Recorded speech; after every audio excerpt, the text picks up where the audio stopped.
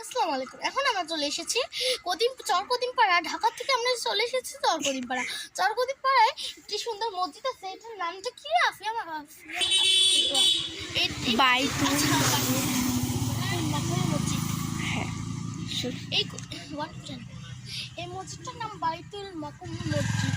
এই মসজিদে অনেক ঈদের দিন প্রতি শুক্রবারে অনেক অনেক অনেক হয়। এখানে একটি মাদ্রাসা গড়ে তোলা হয়েছে। সেই মাদ্রাসাটি আপনাদেরকে আজকে আমরা শেয়ার করবো। চলুন, আমরা গেট খুলছি। এখানে অনেক আছে, এখানে জবা ফুল গাছ, ওখানে আলাদা একটি খাটিয়া রাখা আছে। মৃত্যু যারা মরে যায় তাদের রাখা হয়। মসজিদের ভিতরে যেমন দেখা যায়